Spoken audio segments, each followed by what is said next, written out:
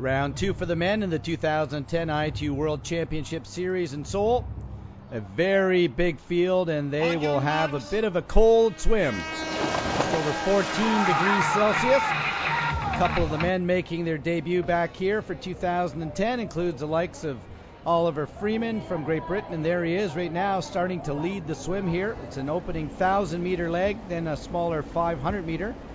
One of the big names making their debut, Javier Gomez, who was away with a bit of a hip problem earlier on in 2010. He had to miss Malulaba in Sydney.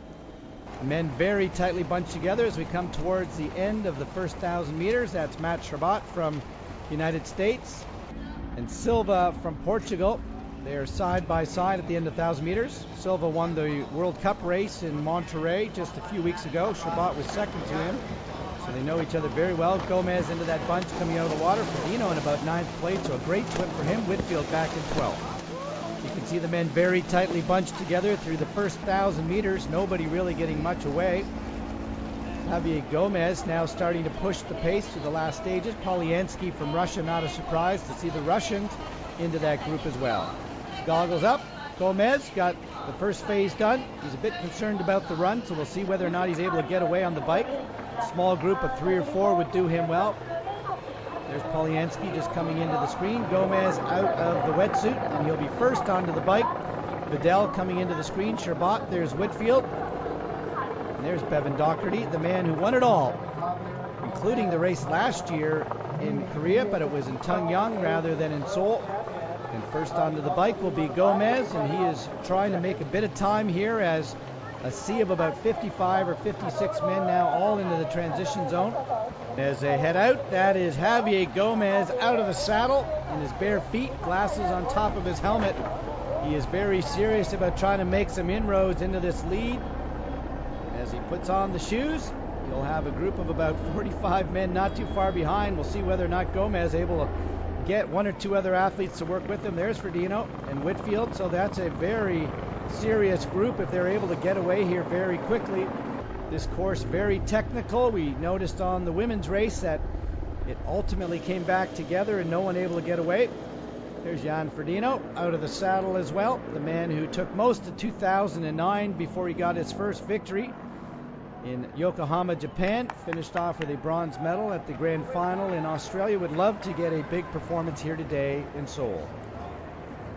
And that is just one long stream of men. You can see how they've come together. Finally another break, and it's another Spaniard, Ivan Rania, who spent 2009 on a professional cycling team. Even though he's been in the sport for 14 years and 3 Olympic Games, he decided to take a year away from triathlon. And there's Rania trying to pull away from that long chain of men. And he was not successful. And the next man to make his attempt, Mark Freda. Freda, the law student from the United States, a bit frustrated as he looks to the camera. He's trying to make it a breakaway and nobody coming with him. And that 8 or 10 seconds really is not enough time to make it worth his while. And as they head back towards the transition zone, it'll be 55 or 56 men. A couple of flat tires throughout the ride, including Simon Whitfield, who eventually rode himself back in the lead group.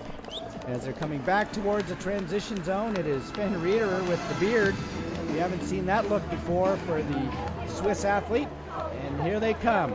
Ferdino, Chris Gimmel, Rito Hugh, all into this group of 55 or 56 men, 4 laps, 10 kilometers. It's a very fast run. We expect times around the 30-minute time frame. And out onto the run very quickly. Here goes Dan Wilson.